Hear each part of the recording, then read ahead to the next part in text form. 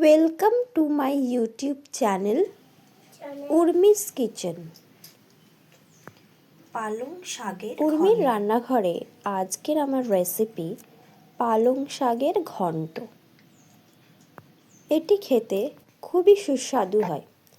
এর জন্য আমি মূলো, আলু, বেগুন, কাঁচকলা, শিম, পালং শাক নিয়ে নিয়েছি। এবার এই সবজিগুলোকে আমি আলু ভাজার আলুর মতন জিরে জিরে করে কেটে নেব। এর সাথে পালং শাকটাকেও কেটে নেব।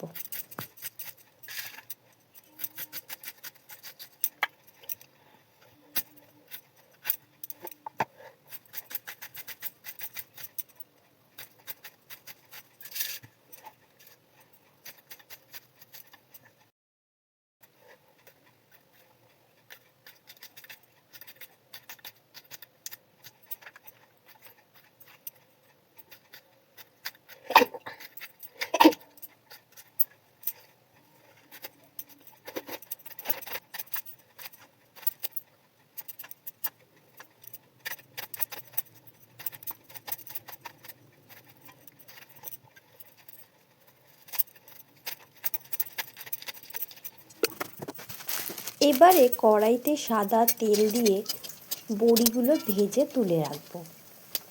বড়ি ভাজা হয়ে গেলে সর্ষের তেল দিয়ে দেব।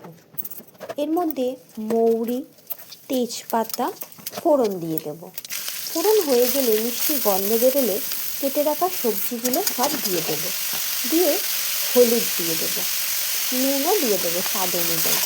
দিয়ে ভালো করে ভেজে নেব। তারপরে আদা বাটা দিয়ে দেবো 1 চামচ, বেগুন দিয়ে দিলাম, দিয়ে ভালো করে কষিয়ে নিচ্ছি। সমস্ত সবজিগুলো ভাজা হয়ে গেলে এবারে পালং শাকটা দিয়ে দেব। পালং শাক দিয়ে ভালো করে মিশিয়ে নিয়ে ঢাকা দিয়ে দেব।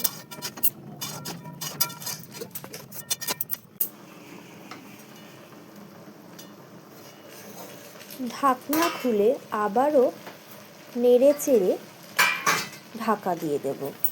জল বেরোচ্ছে পালং শাকের দেওয়ার জন্য। এই জলের মধ্যে সবজি, পালং শাক সব নুয়ে যাবে, সবজিও সিদ্ধ হয়ে যাবে।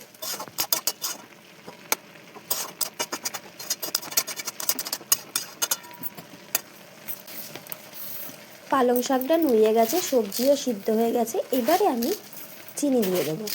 স্বাদ অনুযায়ী চিনি দিয়ে দিলাম, একটু বেশি পরিমাণেই চিনি দিলাম, কারণ পালং শাকের ঘন্টটা খেতে একটু মিষ্টি মিষ্টি হয়। মিষ্টি মিষ্টি হলে খেতে ভালো লাগে।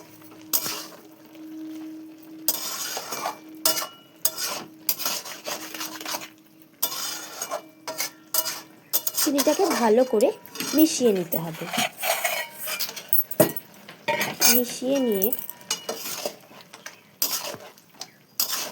আগে থেকে ভেজে রাখা বড়িগুলো এর মধ্যে এবারে দিয়ে দেব। দিয়ে আবারও ভালো করে মিশিয়ে ঢাকা দিয়ে দেব, যাতে করে বড়িগুলো একটু সিদ্ধ হয়ে যায়।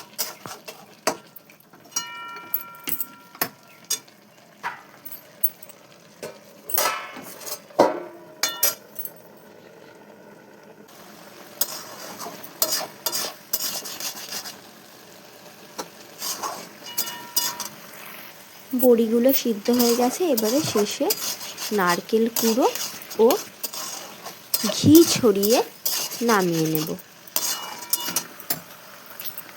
হয়ে গেল আজকের আমার রেসিপি শীতের সবজি পালং শাকের ঘন্ট।